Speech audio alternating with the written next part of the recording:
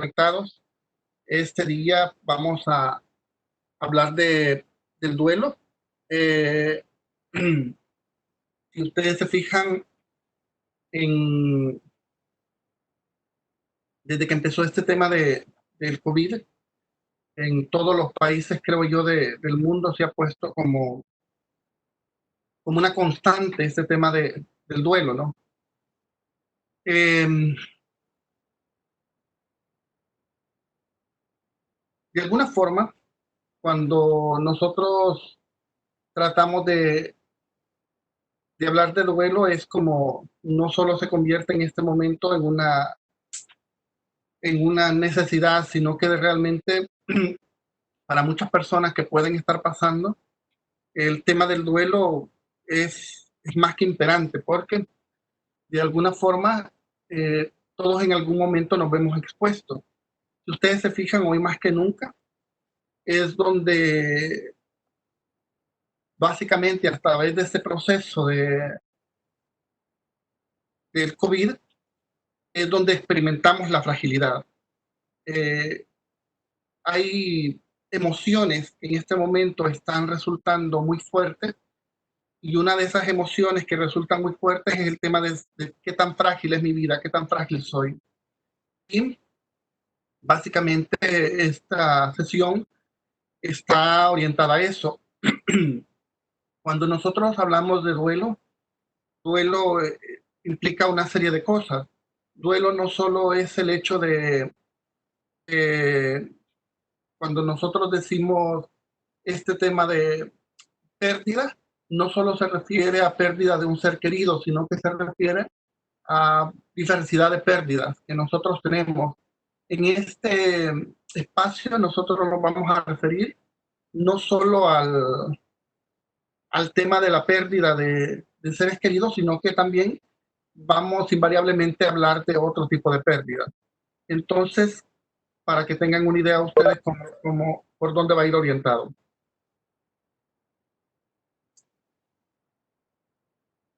Bueno, algo que es importante y con lo que yo quería comenzar es el hecho de, en verdad vamos a hablar de duelo.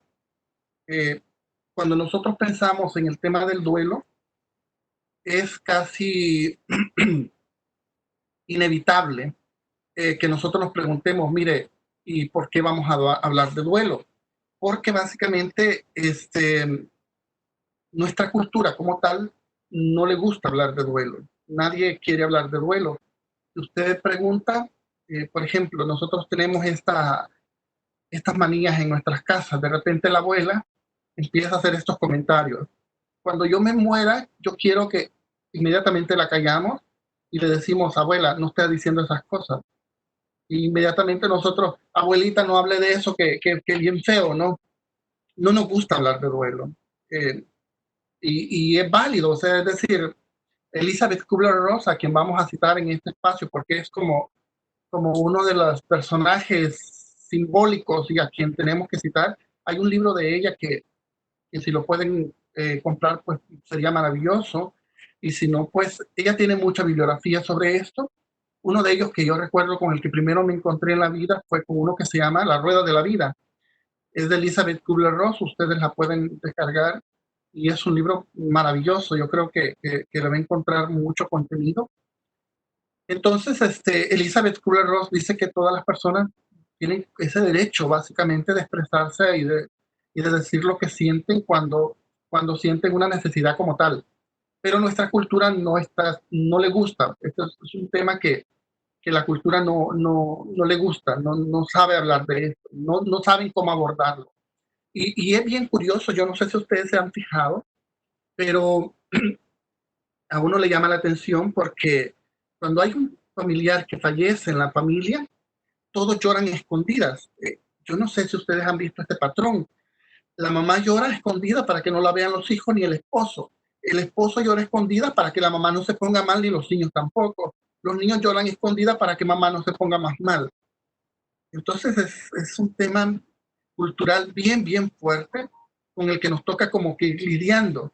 Que uno dice, pero ¿cómo es posible que al final de cuentas todos estamos sufriendo, pero todos vamos sufriendo solos? no sabemos acompañarnos. Es decir, aprendimos en este proceso que tenemos que acompañarnos para celebrar. Y nos reunimos como familia y celebramos y nos abrazamos y nos acompañamos. Y eso lo hemos aprendido a hacer en las celebraciones, pero las tristezas las queremos llevar solos.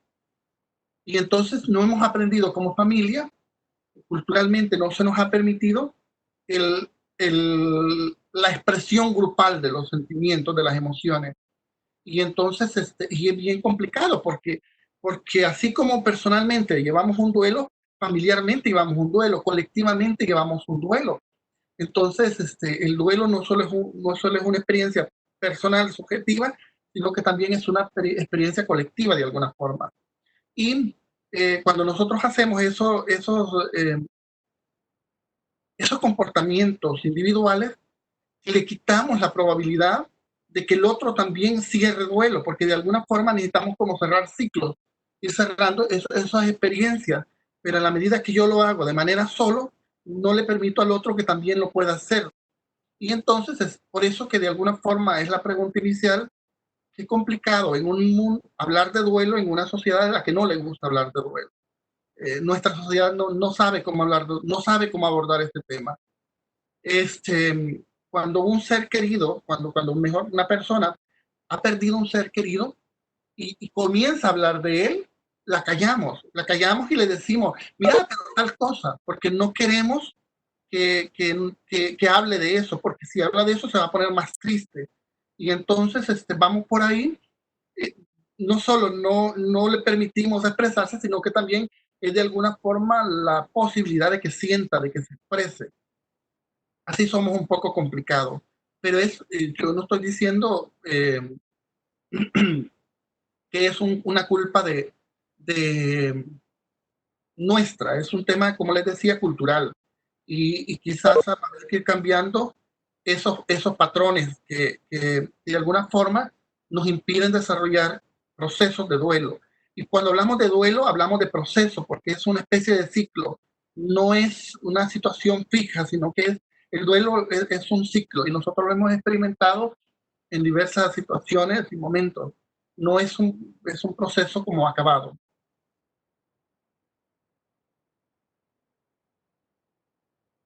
Bueno, ¿qué es el duelo? Empiezo con Elizabeth Kubler-Ross.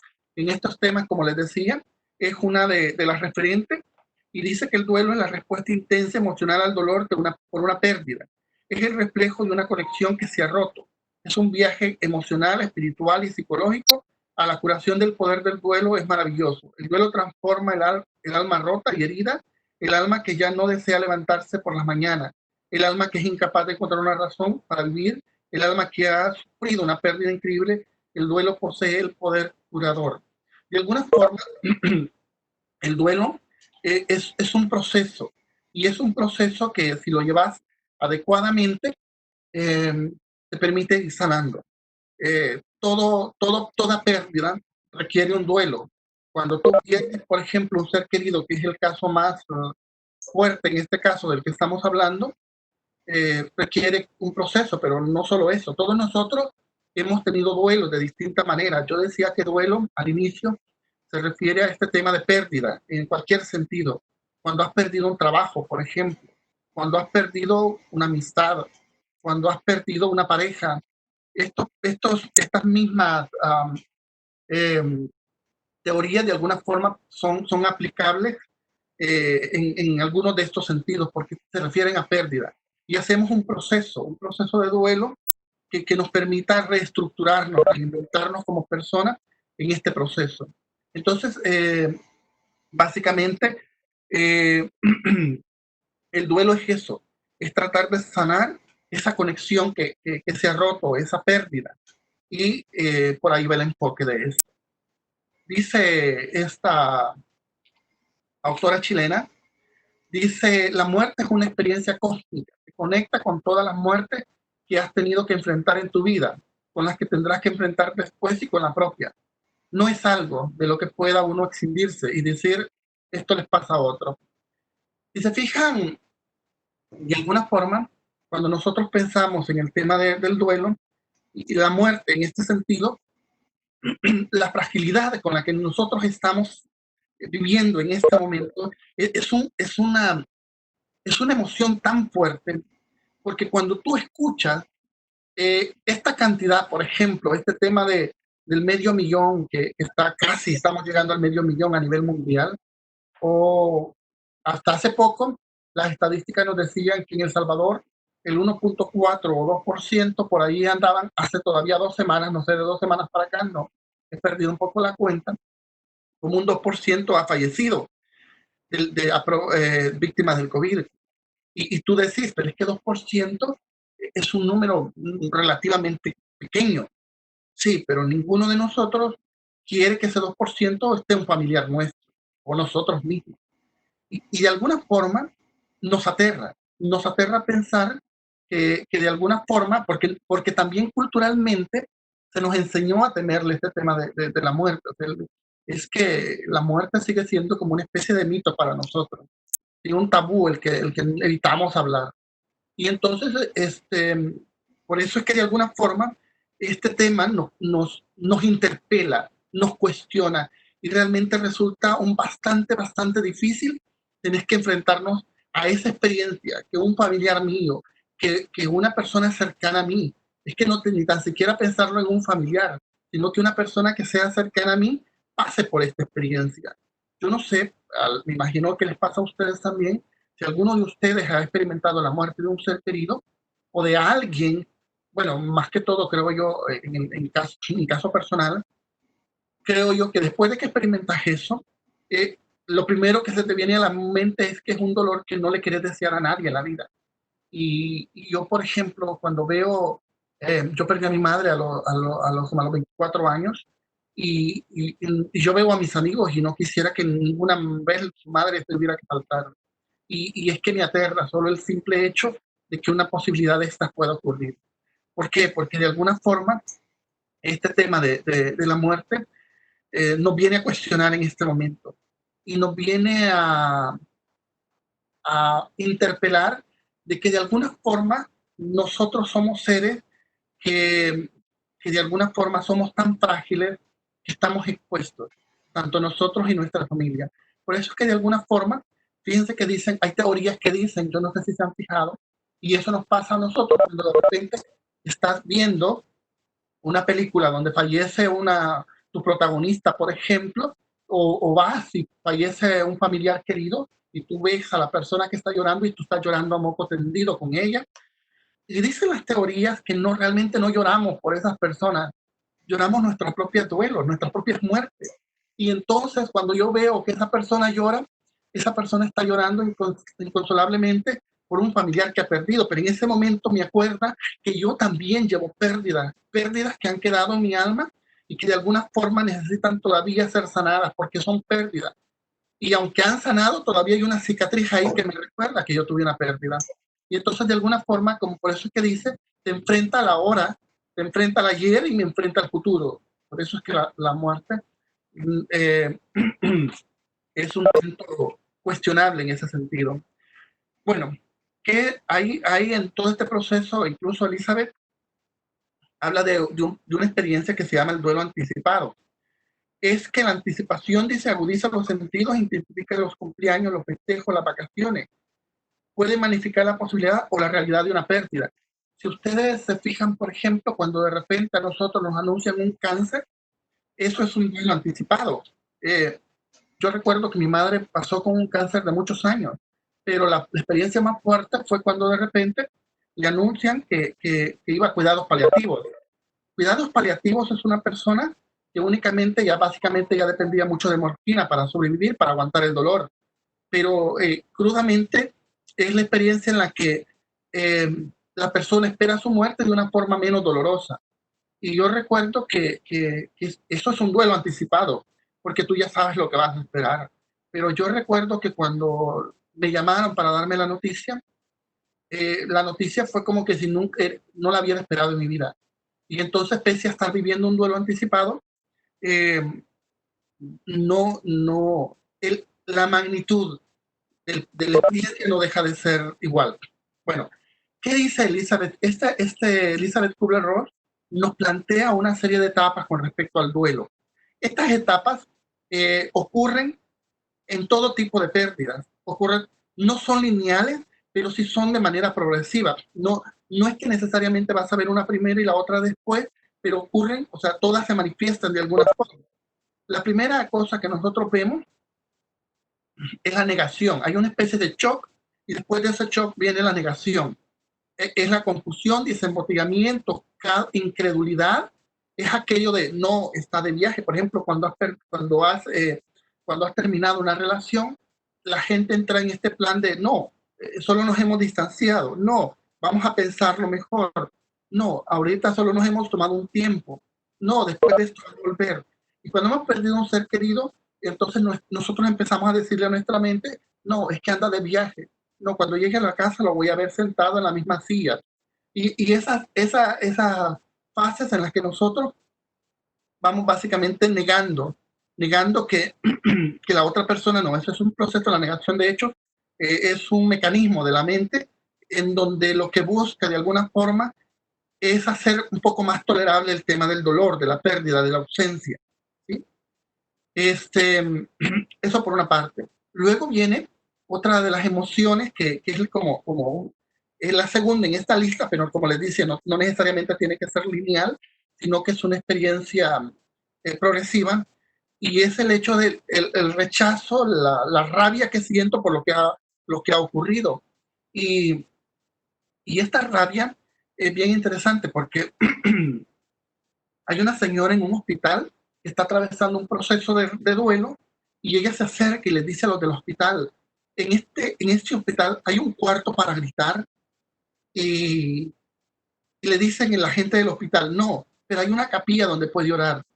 Ella no está buscando una capilla donde orar, está en una fase de ira en este momento, está molesta, ella quiere gritar y está molesto con todo, estás molesto con los doctores que no hicieron suficiente, estás molesto porque hasta con el difunto estás molesto contigo mismo, estás molesto con Dios, porque por lo permitió, y es una ira, y es una rabia, y cuando la gente esté atravesando este momento, hay que dejarla que se exprese. No pasa nada. Podemos soportar esto. No pasa nada. No pasa nada. Los psicólogos, por ejemplo, con este tema de los adolescentes, yo no sé si ustedes se han fijado que los adolescentes son, dicen algunos que son como pelotas, que entre más los empujas, más rebotan, entre más fuerte les pegas. Con los psicólogos, con los adolescentes ocurre esto mismo. Y dicen los psicólogos, de repente vos ves que tu hija está mal y le decís, bueno, hija, ¿qué te pasa? Y tu hija lo que te dice, a ti no te importa y te tira a la puerta. Y lo primero que te dicen es, no te lo tomes personal. No te lo tomes personal. Ella está experimentando una serie de emociones y en ese momento la única persona con la que se puede sentir segura para expresarse es contigo. No te lo tomes personal. Lo mismo pasa cuando una persona está atravesando un duelo y tiene una manifestación de ira. No te lo tomes personal, no pasa nada. Eh, tenemos que dejar que se sienta segura para hacerlo. ¿Sí? Por supuesto, si es tu hija y te faltó el respeto, después de eso vas a tener oportunidad de hablarlo, no pasa nada. ¿Sí? Pero hay que dejar que la persona se exprese, ¿eh? Es parte de ese proceso que está viviendo. No es así, mira, no le digas, no, mira que a Dios no tiene la culpa y empezamos nosotros con nuestro discurso. Eso es un poco como un poquito incómodo y de hecho ya vamos a llegar a esa parte. Pero hay una canción, Ceciño tiene una canción que se llama Peleé con Dios. Es una canción maravillosa que explica un poco sobre este sentido. La siguiente fase, negociación. Esta misma fase se le llama regateo.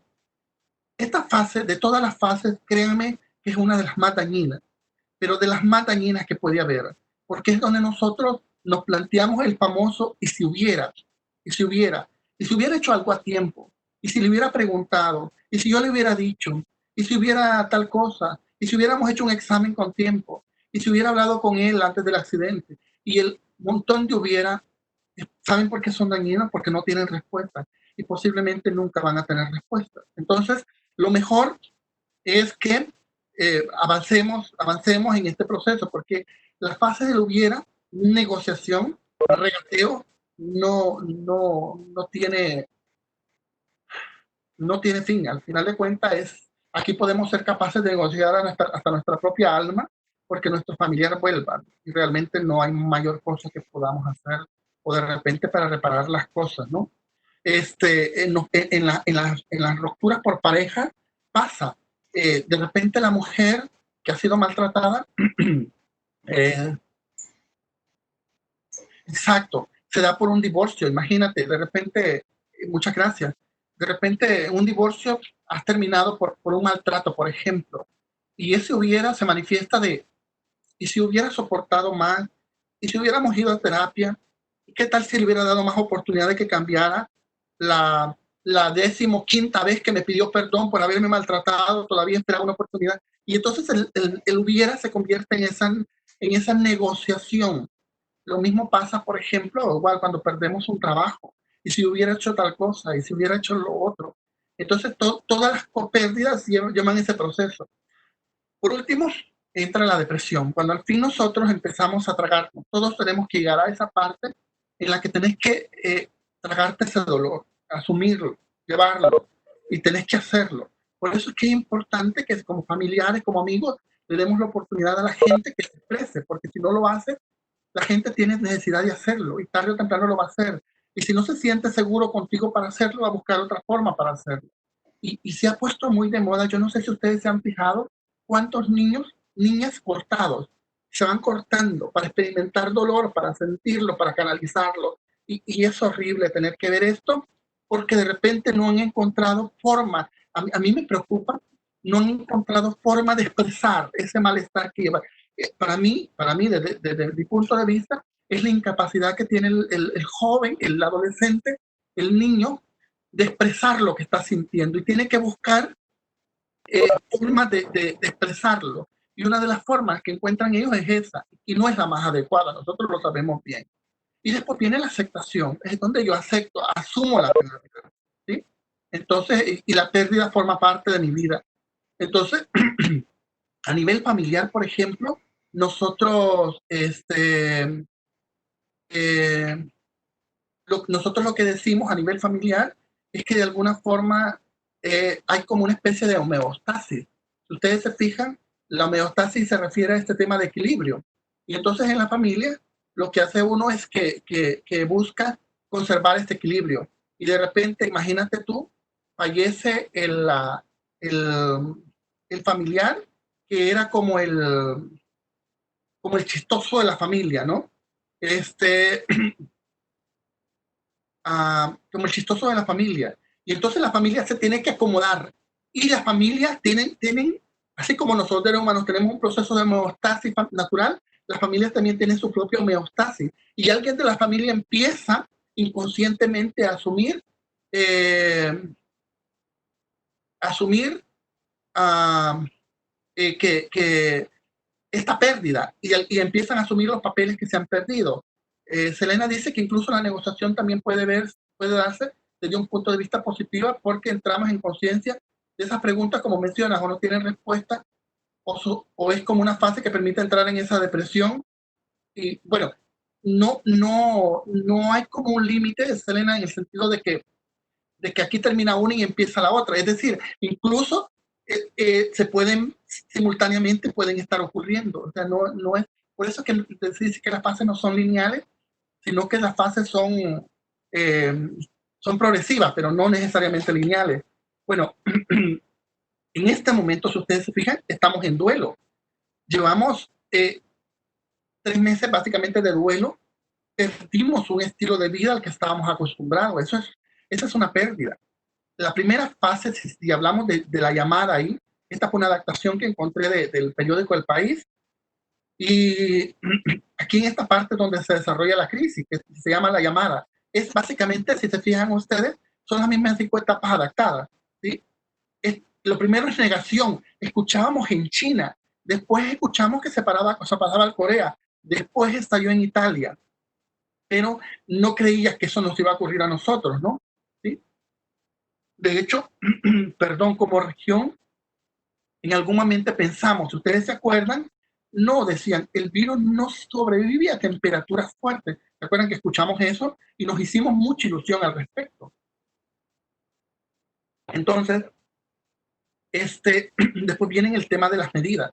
Después, si ustedes se fijan, yo no sé si se acuerdan ustedes cuando dieron a conocer que había una persona que se había filtrado desde Guatemala a El Salvador, por ejemplo, que fue uno de los casos.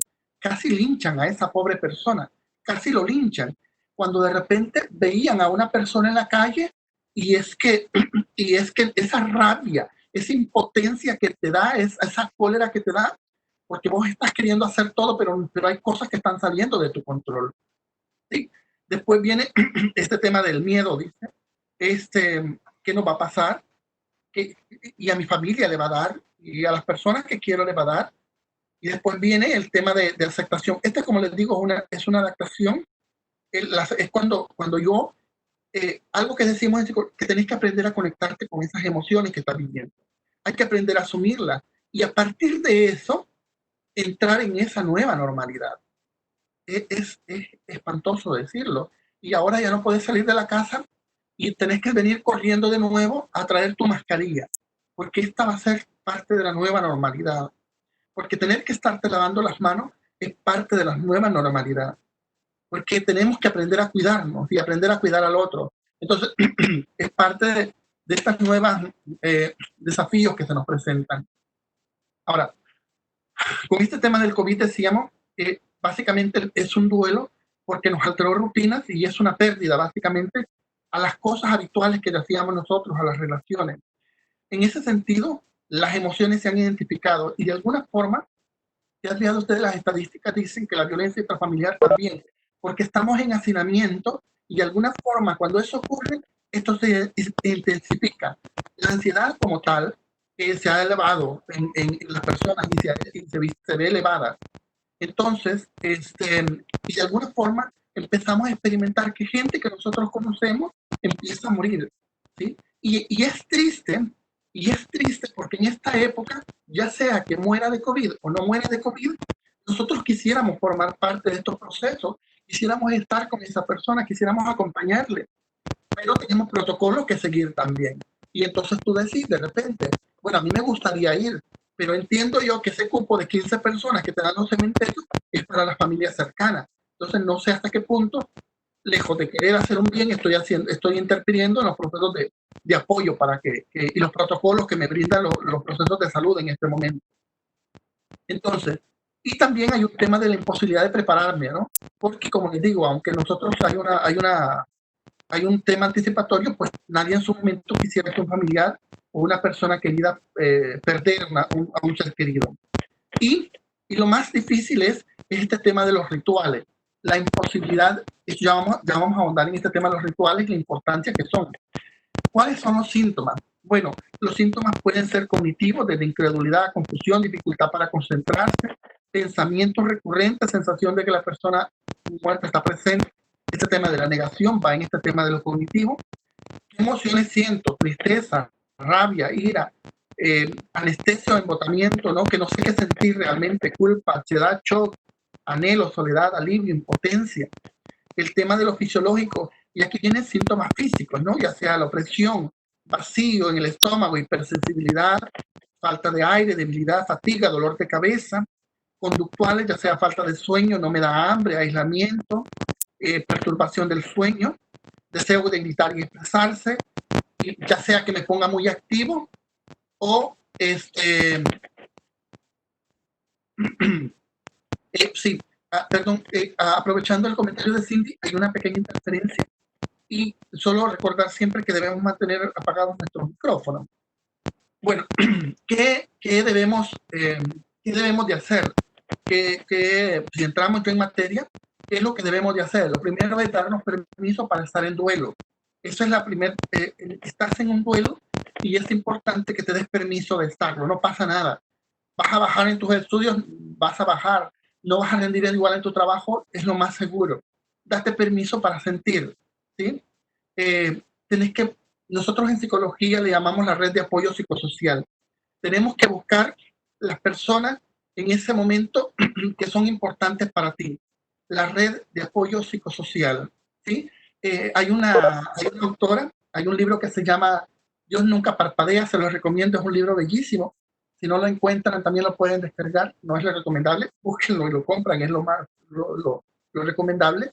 Este Dios nunca parpadea, dice la autora. Todos nosotros, todos deberíamos de tener un 911 de amigos y familiares. ¿Cuál es tu 911? ¿Quién es tu 911 cada vez que te sentís mal? Todos deberíamos de tenerlo. ¿Qué otra cosa? No, por favor, no tomar decisiones. Estos no son momentos para tomar decisiones. Y la otra cuestión es que hay que cuidarlo.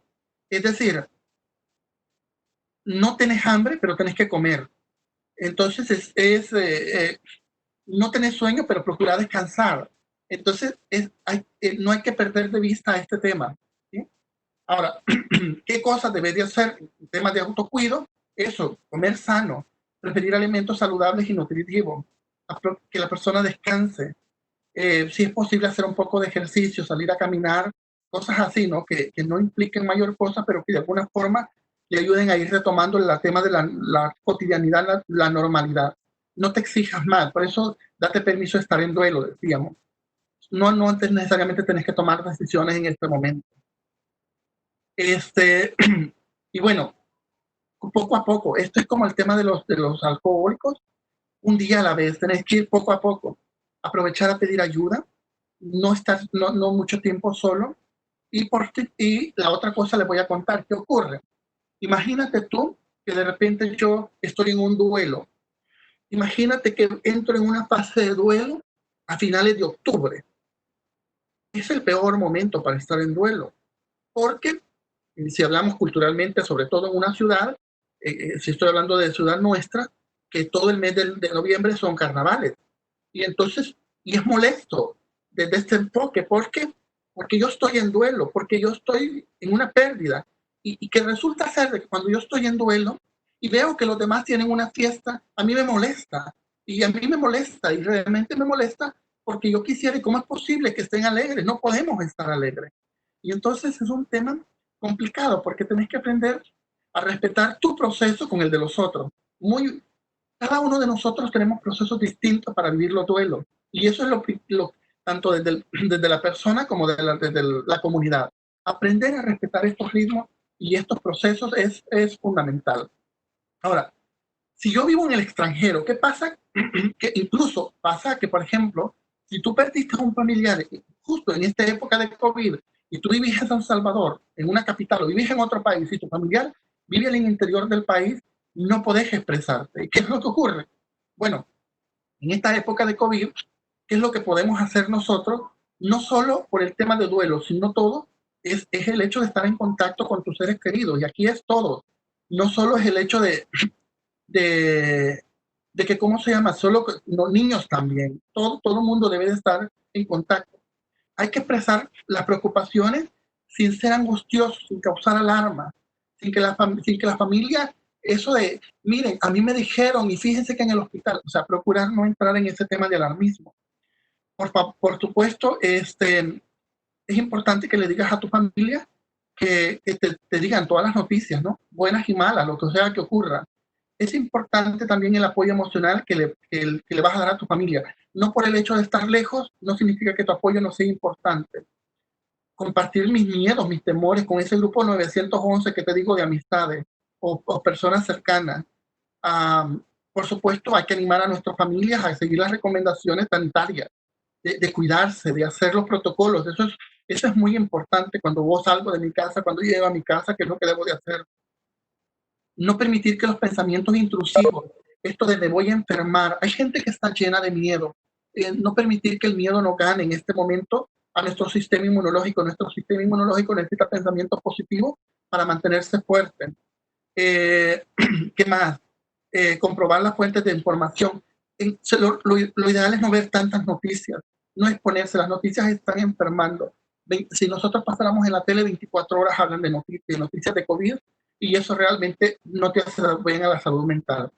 ¿Qué más? ¿Qué cosas puedo hacer para el tema del virus? Bueno, puedo compartir mensajes positivos, gente que superó el virus, gente que se está reorganizando. Todo eso me puede, ¿cómo se llama?, permitir meterme en esto. Ahora, yo quiero hablarles un poco, pero ¿qué pasa si yo tengo una pérdida? Yo quiero hablarles un poco acerca de los rituales. Y dice usted, bueno, ¿y qué es esto de los ritos? Bueno, si ustedes se fijan, por ejemplo, creo que el Principito, todos conocemos la obra del Principito, nos enseña un poco esto de los rituales. Y dice el Principito, si tú me dices que vas a venir a las 4 y entonces yo empiezo a ser feliz desde las 3. Desde ahí nos introducen el tema de los rituales, ¿sí? La importancia que significan los rituales para nosotros. Y es que si se fijan ustedes, es bien interesante porque los rituales, hay un filósofo coreano-alemano, no sé si ustedes lo han escuchado, que se llama Byung-Chul Han, no sé si lo pronuncio bien, pero hay un artículo que habla sobre la desaparición de los rituales. Y este chavo dice algo bien interesante, dice él, los rituales dan estructura a la estabilidad de la vida. Y es que consolidan el cuerpo de los valores y órdenes simbólicos que dan cohesión a la comunidad. Básicamente los rituales los experimentamos en comunidad. Los experimentamos en comunidad. Si ustedes se fijan, por ejemplo, tenemos rituales para ir al trabajo. Nos vamos a tales horas, nos reunimos con gente, nos venimos a tales horas. Antes incluso teníamos rituales de reunirnos en familia para ver una televisión, veíamos la novela juntos o veíamos un programa juntos. Bueno, muchos de esos rituales con la modernidad actual se han ido perdiendo, pero eso es una costumbre que nosotros hemos ido, en los rituales, eso hace la referencia de lo importante que son. Es decir, los rituales son en el tiempo, dice, como si fuera una casa, ordenan el tiempo y hace que tenga sentido para nosotros. El tiempo carece de estructura firme. Por eso necesitamos este tema de los rituales. Para aquellos que les gusta eh, el tema de Isabel Allende, no sé si ustedes han leído a Isabel Allende, traje un texto que a mí me gustó de ella. Hay un libro de ella que se llama Paula. Yo no sé si ustedes lo han leído, pero Paula es un libro maravilloso de Isabel Allende y yo he querido traer este texto que me pareció hermoso. Miren qué bonito. Volvió poco después con una bandeja y la botella de champaña que teníamos reservadas desde hace un año para el momento en que Paula despertara en este mundo. No pude probar bocados, pero lindé por mi hija para que despertara contenta otra vida. Encendimos velas y Celia tomó la guitarra y cantó las canciones de Paula. Tiene una voz profunda y cálida que parece surgir de la tierra misma y que siempre, como veía a su cuñada, canta para mí sola. Le pedí a veces, cántame bajito. Una lucidez gloriosa me permitió vivir esas horas a plenitud, con la intuición despejada y los 5 sentidos y otros cuya existencia desconocía alerta.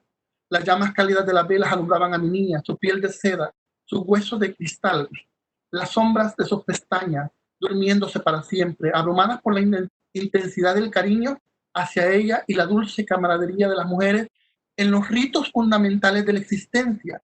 Mi madre Celia y yo improvisamos las últimas ceremonias, lavamos su cuerpo como una esponja, la frotamos con agua y de colonia, la vestimos con ropa abrigada para que no tuviera frío, le pusimos sus zapatillas de piel de conejo y la peinamos. En este enfoque, si se fijan ustedes, lo que Isabel nos habla es de los ritos, de la importancia de esos protocolos. Son protocolos que, como dice el filósofo coreano-alemano, aparentemente nunca le habíamos puesto atención, pero que son importantes en nuestra vida y que le dan un sentido de alguna forma de identidad a lo que nosotros hacemos. Dice, Celia colocó, dice, entre sus manos las fotografías de Alejandro y Andrea. Cuida a tus sobrinos, le pidió. Escribí los nombres de todos de nosotros en mi papel. Traje los azares de novia de mi abuela y una cucharadita de palata de granny y también se los puse sobre el pecho para que los llevara de recuerdo, junto al espejo de plata de mi abuela, porque pensé que si me había protegido durante 50 años, seguro podían pararle a ella en ese último trayecto. Paula se había vuelto de ópalo, blanca, transparente, tan fría. La frialdad de la muerte proviene de las entrañas, como una hoguera que nieve ardiendo por dentro. Al besarla, el hielo quedaba en mis labios como una quemadura. Entonces, a mí el libro me encanta, pero traje a colación por lo que significa. Bueno, ¿cuáles son los rituales que podemos hacer? Escribir una carta, poemas, mensajes a diario, nos da la posibilidad de mostrar y ordenar lo que sentimos, a la vez que podemos plasmar una despedida recogiendo aquellas cosas que pudieron quedar pendientes o nos habría gustado decir. Puedes escribirles a tu ser querido esa emoción concreta que estás sintiendo, es válida y la puedes hacer. Puede ser un dibujo o pintar básicamente lo que estás sintiendo En este momento es importante también crear un espacio para el recuerdo, en casa, una habitación donde poner una foto, un objeto y adornarlo con flores, velas. Puede ser un rincón, lo que necesites hacer para como recrear eso. Crear álbumes de fotos, cajas de recuerdo y compartirlo con el resto de personas que viven contigo. Bueno, en internet hay posibilidades incluso para crear álbumes de fotos, si uno quisiera como hacer algo más interactivo incluso. Eh, ¿Qué más? Acudir a una misa virtual por el fallecido, a un culto o cualquier cosa que usted quiera para celebrar la vida como tal, ¿no? A través del contacto con tu pastor, con tu sacerdote o con aquella persona que sea importante para vos. Esto puede ser a través de cualquiera de las plataformas que conocemos. Crear un espacio para expresar condolencias. Por ejemplo, podemos crear un grupo para WhatsApp, una página en Facebook. O sea, todas estas cosas son válidas como rituales. Y, y permitir ser acompañado espiritualmente, porque en este momento es donde en psicología nosotros hay una rama que se llama la logoterapia, en donde te explican lo importante que son la espiritualidad, porque eso es parte de ti, de tu ser. Y entonces en este momento es importante también que hagas uso de todos estos recursos espirituales que tengas. Y si tienes un guía espiritual que te quiera acompañar, pues es maravilloso, ¿no? Bueno, esto les decía yo, podemos realizar ceremonias. ¿Qué podemos hacer durante esta ceremonia, ya sea por Skype, por Zoom o lo que sea? Permite conectar con un buen número de personas y elaborar un ritual donde cada uno puede llevar un objeto y frase que presente a la persona fallecida y dar espacio para que pueda compartir lo que desee. Construir una ceremonia a medida de tu familia. Por ejemplo, si eres creyente, tal vez el párroco, el guía espiritual con tu comunidad puede ayudarnos utilizando esta ceremonia a la distancia. Se puede elegir una pieza musical, adornar con dibujos de los niños, fotos, poesía, redactar un texto donde se expresen los recuerdos, dejar un minuto en silencio para expresar el amor, el perdón. O sea, esos rituales son a la medida de cada uno de nosotros, ¿no? Eh, Podemos hacer una publicación en nuestra red social, en nuestro muro, donde sea. Eh, eso permite que los familiares expresen las condolencias. Podemos construir una página en Facebook, como decíamos también, o en una web o un blog, por ejemplo, cualquiera de los recursos son válidos. Realizar actividades simbólicas y conjuntas y coordinadas. Por ejemplo, puedo soltar globos biodegradables. Imagínate tú que con tus familiares te pones una meta y decir a las, qué sé yo, a las 10 de la mañana pues vamos a hacer un ritual de elevar globos, ¿no? Hacia el cielo. En esos globos pueden ir unos papelitos que nosotros podemos poner. Eso es como para mencionar algo del poco los rituales. Qué idea también compartir recuerdos y momentos especiales, reparar tareas pendientes. Quizás puedes pedir a tus familiares y amigos que compartan algún momento especial, anécdota o historia que te ayuden a conocerlo un poco más. También podrías subir una foto de él en las redes o cosas por el estilo. ¿Qué cosas podemos hacer nosotros? Lo primero es estar disponible para nuestro ser querido, estar ahí para él. Eso es quizás lo más importante en ese momento. Acoger, escuchar y facilitar que puedes expresar sus sentimientos y emociones, preguntando lo que quiere y qué necesita, respetando su ritmo de duelo. Todos tenemos un proceso distinto, entonces hay que respetar eso. Favorecer que pueda despedirse simbólicamente de la persona fallecida hasta que la situación permita ritualizar una despedida o funeral.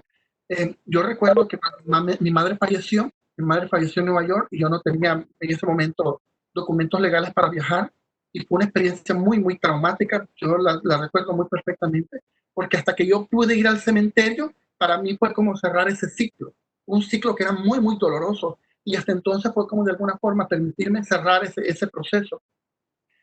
Todas las personas, todas las personas tenemos formas distintas de llevar el duelo. Y ojo con esto, porque de repente hay gente que le da por ordenar la ropa, hay gente que le da por guardar esa ropa, hay gente que quiere regalar esa ropa, hay gente que quiere ir al cementerio, hay gente que no quiere ir, hay gente que quiere guardar todas sus cosas. Todos tienen formas distintas y hay que aprender a respetar todos esos procesos. No pasa nada. O sea, son formas distintas que tenemos de cada quien de llevar esos duelos y hay que aprender más que a reprimir, a respetar y a acompañar, mejor dicho, esos procesos. Este, también hay que respetar que la persona necesita su espacio, ¿no? Siendo comprensivo con su dolor, sin minimizar su pérdida, ni opinar sobre cómo debería sentirse o actuar. asegurarse que la persona está llevando a cabo pautas de cuidado. Ojo con esto, ver que la persona esté comiendo, alimentándose, que sea poco, pero que lo está haciendo. Hay que animarle a que hable de su ser querido. Imagínate, culturalmente nos dicen, no hables de eso, no te vas a poner triste, no te pongas a recordar. No, la persona quiere hacerlo, dale oportunidad de que lo haga. Cuando no sepas qué decirle, escúchale, facilita su desahogo, déjale que se exprese cómo se siente. Y esto es importante, mira lo que hemos llegado. Evita frases hechas, estas frases de sé cómo te sientes, tienes que ser fuerte, es lo mejor que podría pasar. ¿En qué lugar, en lugar de ayudar, básicamente pueden generar rabia y hace que se molesten? Entonces, o aquello cuando decimos, Dios sabe lo que hace, te dicen la gente. Eh, nosotros, algo que hemos aprendido es que no tenés que hablar, ¿sí? Básicamente, eh, podés llegar, darle un abrazo, hacerle sentir, estoy aquí para ti, no pasa nada. O sea, no pasa nada si no te puedes decir nada más, o sea, a eso me refiero. Puedes decirle estoy aquí para ti. Si necesitas algo, aquí estoy contigo. O sea, no tienes que inventar cosas que no más pues, daño pueden hacer a la gente. No es necesario que me contestes si no te apetece. Estos son ejemplos de lo que podemos hacer. No es necesario que me contestes si no te apetece. Solo quiero saber cómo te encuentras y que sepas que estoy disponible si te apetece hablar. Imagínate qué diferente. Solo quiero que sepas que estoy aquí para ti. Me hubiera gustado estar acompañándote en este momento, pero que no esté físicamente te acompaño y te tengo presente. Si necesitas que hablemos, puedes llamarme en cualquier momento. Te volvería a llamar, pero si te parece hablar, eh, si te, también podemos compartir un silencio, si no quieres hablar, mejor dicho. Haremos una pequeña ceremonia en casa para acompañarnos en vuestro dolor. Es decir, yo como familiar puedo acompañar el dolor de la otra persona con una pequeña ceremonia. Es válido. Por ejemplo, si sos católico, puedes hacer un rosario, lo que sea. Y fíjense que los personal sanitarios entienden muy bien esto. Yo recuerdo que estaba en el hospital, yo tenía una tía que murió de Guillain-Barré y yo estaba acompañando el proceso de duelo con un primo. Y era un momento muy mal porque yo hablé con la enfermera y me dijo, ella está muy mal. Y le digo yo, ¿qué tan mal están? Y me dice, yo no creo que pase esta noche. Para mí eso nos cayó como agua, un balde de agua fría. Y yo recuerdo tan intensamente esa noche, porque fue hace muy poco. Y recuerdo que estábamos en ese proceso cuando, como a las 2:30 de la madrugada, la enfermera se me acercó y me dice, ¿ustedes a qué religión pertenecen? Y yo le dije, ¿por qué? Le dije yo. Porque si tienen que hacer algún ritual, me dijo, este es el momento, me dijo. Imagínate. A mí me pareció maravilloso que una personal sanitario, que una enfermera pudiera conectar con esa parte espiritual que trasciende en ese momento la parte sanitaria. Es decir, sanitariamente ella había hecho todo lo que estaba en sus manos, pero espiritualmente ella entendía que vos como familiar necesitas expresarte y que en ese momento es el oportuno. Y justamente nos acercamos a la cama y permitió hacer un ritual de despedida. Y fue una cosa muy fuerte, pero muy maravillosa, muy maravillosa, porque es la forma de acompañar ese paso. Nuestro ser querido lo da solo, pero qué bonito es que yo lo estoy acompañando desde mi fe, desde lo que yo tengo, desde mi espiritualidad, ¿no? ¿Sí? Sea cual sea la creencia que yo tengo. Algo que es importante y no podíamos dejar de alto, ya estamos casi en la fase final de esto, es el tema de los niños. Es, dice Murray Bowen, nunca he visto niños dañados por la exposición a la muerte. Lo que sí he visto son niños dañados por la ansiedad de los supervivientes. La primera pregunta que nos surge, ¿debemos llevar los niños al cementerio? Sí, hay que llevarlos al cementerio. Sí se recomienda llevarlos, sí se recomienda que los pongan. Es parte de, y él tiene que aprender a vivir con eso. Solo que tenemos que saber acompañarlos. El punto no es si vamos o no, sino cómo acompañarlos. Ahora bien, eh, ¿qué es lo que vamos a hacer? Básicamente nosotros lo que tenemos que verificar son quién debe dar la noticia. Lo primero que debemos de considerar es que tiene que ser una persona muy cercana a él. Eso es lo primero que debemos de considerar, que tiene que ser una persona muy cercana. Cuando demos la noticia, perdón, evitar el feminismo como se ha ido, está dormido, hablar de que ha muerto y que no podéis volverle a ver, está pendiente de su reacción emocional, acogerla y validarla, ¿sí? vas a hablarle al niño dependiendo de la edad que tenga. Por ejemplo, si es un niño chiquito, le vas a hablar de los pajaritos. Por ejemplo, ¿has visto cómo ha muerto el pajarito? Hay una serie que se llama eh, Muertos para mí, y entonces al niño se le muere, es una comedia obviamente, pero el niño se le muere un pajarito, y ellas están así, el niño asocia el pajarito con el papá, y ellas hacen todo un ritual para enterrarlo y todo ese montón de cosas, ¿no? Pero es para entender un poco cómo funciona la psique de los niños. Ahora bien, es importante explicar lo que el papá estaba muy, muy mal, muy, hay que hacer énfasis que se había puesto muy, muy mal. ¿Por qué? Porque el niño tiene que entender que no todas las personas que están enfermas mueren. Entonces, más o menos por ahí va. No hay que ocultar nuestros sentimientos. Es decir, en su presencia y responder con preguntas de forma sencilla, adaptadas a su... Hay que responder de acuerdo a la edad que el niño tenga. Es decir, podemos llorar junto al niño, no pasa nada, ¿sí? Cuando se muere un ser querido, es estar triste y necesitamos llorar y una forma de desahogarnos, pero teniendo cuidado de no derrumbarte y poder seguir sosteniéndole. Es decir, yo puedo llorar con él y no pasa nada, solo que no tengo que derrumbarme porque yo tengo que seguirlo apoyando. Si ustedes se fijan, aquí viene mucho el tema de, ustedes se acuerdan en los vuelos hay un mensaje que yo asocio, yo cuando trabajo la autoestima con mis pacientes, lo asocio con esto de, en los vuelos te dicen, si hay alguna falla de oxígeno, van a caer, dice, unas mascarillas. Y no dice que le pongas a tu niño la mascarilla primero, sino que vos, porque vos le vas a poder ayudar. Pero eso ayudarle en tema de duelo no significa que vos no vas a sentir. Está válido que sienta, solo que no te derrumbes porque también él necesita apoyo. Y es válido, o sea, es decir, tú también estás triste y podéis llorar juntos, como dicen por ahí. Entonces, hay que responder la duda que él tenga, cualquiera de las dudas que él tenga, si tiene hambre, sueño, sed.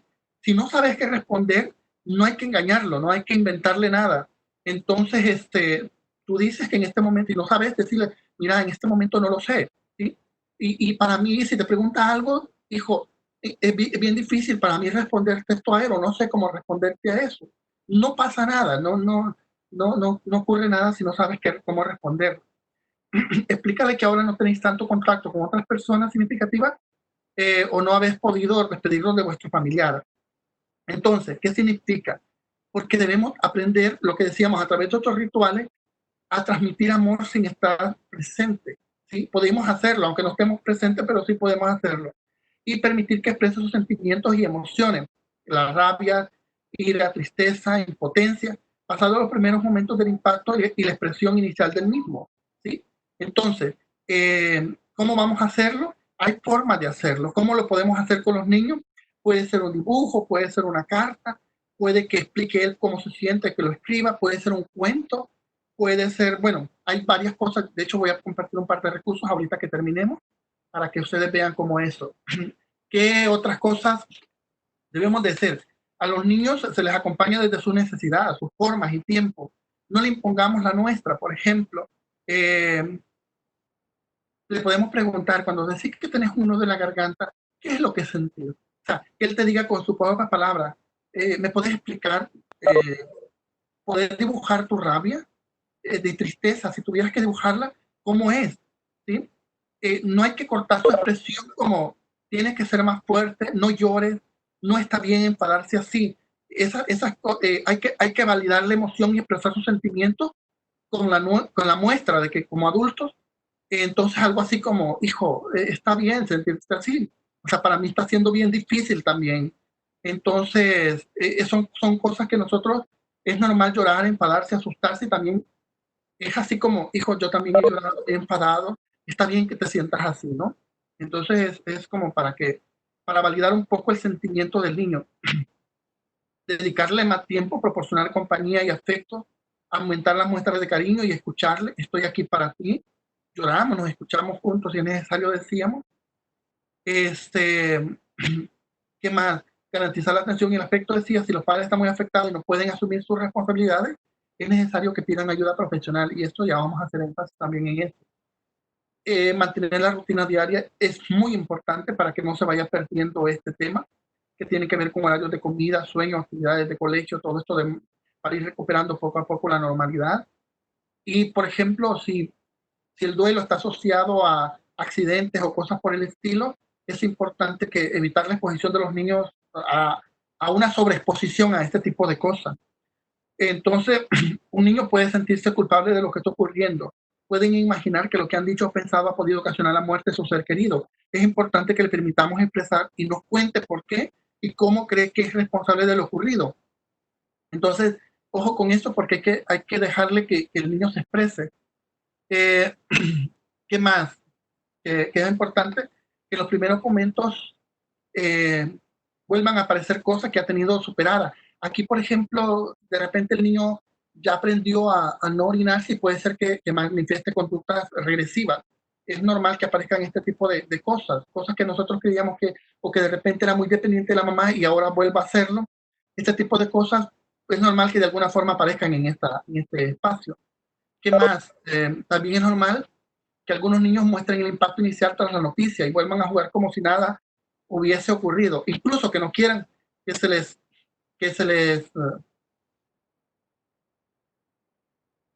no sé si siguen viendo mi presentación.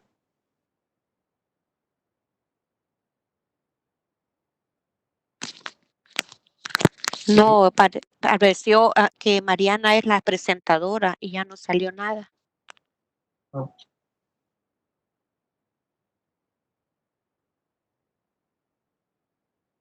¿Ahora sí? Sí, está bien. Ok, entonces es normal que en los primeros momentos vuelvan a hacer cosas que ya tenían superadas, les decíamos, ¿no? Eh, También es normal que algunos niños muestren impacto inicial tras las noticias y vuelvan como si nada a estar jugando. Entonces, incluso no quieren que se les hable del tema. En estos casos, puedes decirle, por ejemplo, cuando quieras hablar de lo ocurrido, puedes hacerlo. Yo aquí estoy para escucharte. Otros, en cambio, mostrarán una preocupación continua por lo ocurrido, llegando en ocasiones a ser excesiva y hasta obsesiva. En estos casos, por ejemplo, facilitar la expresión del miedo y preocupación, acompañar la emoción y luego en otras técnicas que le ayudan a regularse y sean más adaptativas. Pueden ser relajación, meditación, oración, cualquier cosa que a ustedes les sea funcional de estas cosas que les menciono. Cuando cambios en su comportamiento y estado de ánimo pueden mostrarse irritables, pueden mostrarse agresivos, tristes, falta de interés por hacer cosas o situaciones, etcétera, o reclamar más atención de los papás. Ante situaciones de interés y impacto emocional es normal tener reacciones y síntomas físicos. Pueden perder el apetito, náuseas, vómitos, comer en exceso, dolores de estómago, cabeza, cansancio, sentirse enfermo. Esto de alguna forma es normal en las primeras fases y favorecer despedidas de acuerdo a la edad y la situación del niño, ¿no? Bueno, por mencionar algo, estos son algunos de los recursos que están en la web, que nos ha dejado el cine para trabajar. Creo que todos conocemos el tema de Bambi, por ejemplo, es uno eh,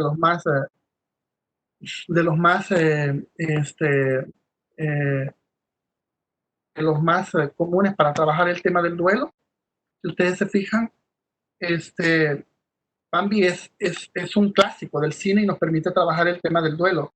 El Rey León es otro clásico que ustedes ya conocen, básicamente que habla sobre pérdidas y esto permite que dialoguemos con los niños. Nemo, por ejemplo, este de Big Hero 6 fue una cosa maravillosa. Yo me acuerdo que lloré a mares cuando fui a verla. Es muy bueno, sobre todo si ha perdido hermanos, porque habla sobre un hermano mayor, el tema de cómo domar a tu dragón.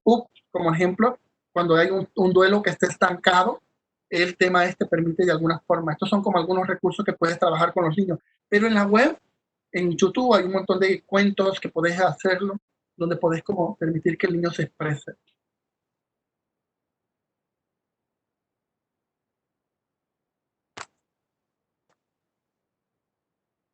¿Qué más? Bueno, si hay un tema de intenso, se está volviendo un poco crónico, que está afectando las actividades cotidianas, si estás viendo que hay conductas de adicción o hay riesgos, ideas suicidas o cosas por el estilo, o estás abusando de los fármacos, tienes que buscar una ayuda profesional de inmediato. No te atengas a que las cosas van a pasar, sino que tienes que buscar una ayuda profesional de inmediato. Y para cerrar, esta película, que es otra que nos habla sobre el mismo, Coco nos vino a enseñar que nadie se muere mientras vive en la memoria del otro. Entonces eso es como para poner en contexto este tema del duelo. Y dice este actor Haruki Murakami, y una vez que la tormenta termine no recordarás cómo la lograste, cómo sobreviviste, ni siquiera estarás seguro que la tormenta ha terminado realmente. Pero una cosa sí es segura, cuando salgas de esta tormenta no serás la misma persona que entró en ella. De eso se trata básicamente esa tormenta. Bueno, esto es básicamente lo que tenía que compartir con ustedes. No sé si tienen preguntas.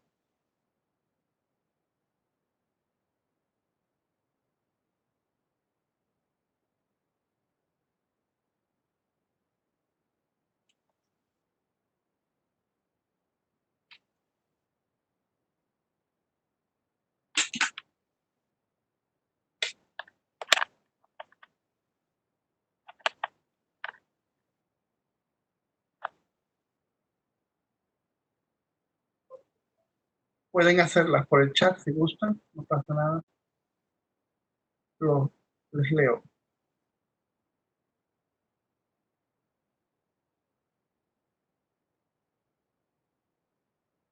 Evelyn, perdón, no había visto tu pregunta. El, Dante, gracias por la recomendación. Definitivamente Coco te ayuda a llevar como un proceso muy bonito. Eh, y la pregunta que me hacía Evelyn, ¿podemos hacer ritual con las mascotas? Miren, las mascotas son parte de nuestra familia. Yo hago un ejercicio con mis estudiantes y les digo yo, es un ejercicio que hacemos para conocernos. Y el ejercicio consiste en lo siguiente, yo les digo a ellos, si tuvieras, si tuvieras que rescatar tres cosas de tu familia, ¿cuáles serían y por qué? Es una dinámica.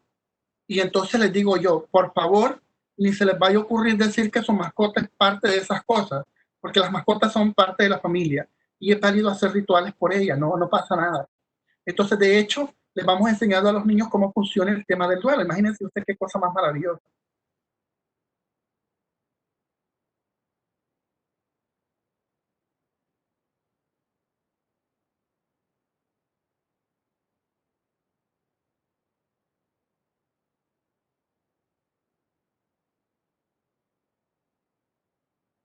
Bueno, si no tienen preguntas, yo quizás agradecerles el tiempo y el espacio que tuvieron.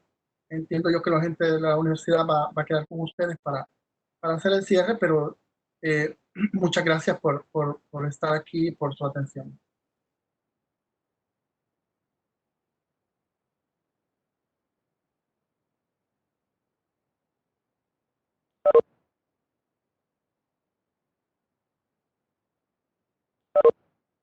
Muchas gracias a ustedes. Muchas gracias por ser parte de esto y esperemos que hayan servido de pautas no solo para nosotros, sino para poder acompañar a las demás. Y como les digo, si ustedes ven que una persona está muy mal, pues hay que acompañarlo a que busque ayuda profesional. Así que gracias. A ustedes, gracias por su participación.